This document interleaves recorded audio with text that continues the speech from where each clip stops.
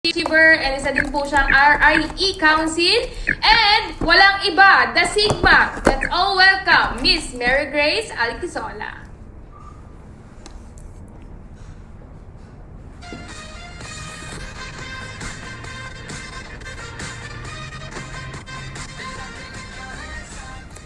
Hello everyone! Thank you so much sa ating magandang host na si Coach Pamela, and thank you so much sa first sharer natin na si Miss Sarah Despi. Hello everyone! Pakishare po yung Zoom event natin for today para mas madami pa po tayong makausap at maging klaro sa kanila bakit nila gagawin yung opportunity natin. So, papakilala po muna ako sa inyo para mabilisan lang po ito, mabilisang pagpapakilala lang.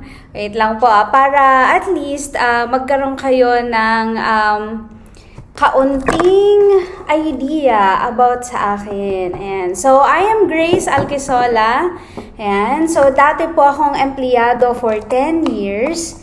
And syempre, sa pagiging empleyado natin for 10 years, maganda naman na may kinikita kasi dalaga pa ako that time.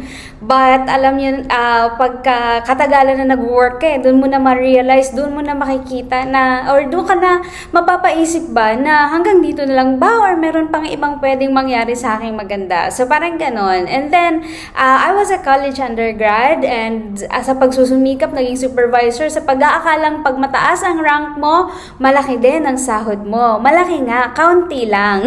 Konting increase lang. Kaya sabi ko, ay hindi pa rin pwede, hindi pa rin kaya.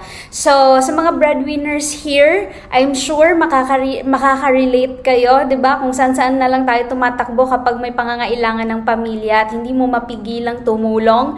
Tama ba? So, because of Royals International Empire, natulungan po ako na ma-enjoy yung buhay na habang kumikita, nagta-travel, habang kumikita, na-enjoy ang oras na gusto kong ma-enjoy. 'Di ba? Na-enjoy ko yung time with family, with friends.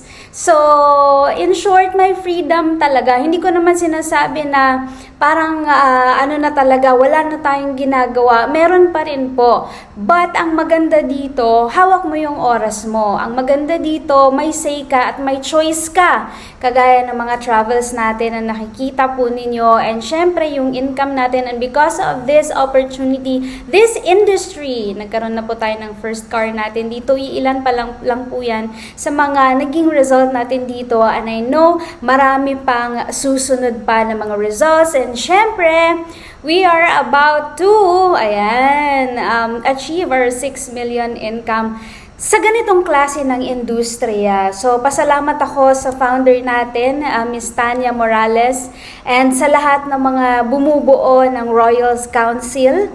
And so, because wala yung ilaw ko. Nawala yung ilaw. Ayan, sa Royals Council and sa lahat po ng mga coaches na nandito right now, at sa lahat po ng naniniwala sa atin, because of you guys, mas ginalingan pa po natin at mas gagalingan pa po natin na gawin yung opportunity so that madami pa po kaming maituro sa inyo and maitulong sa inyo and how to grow your business with Royals International Empire. And that's all. Thank you so much. Yun po yung sharing ko for today. And so maya-maya, sasagutin natin isa-isa lahat ng mga concerns na meron yung mga nandito sa loob ng Zoom event natin. So back to our host.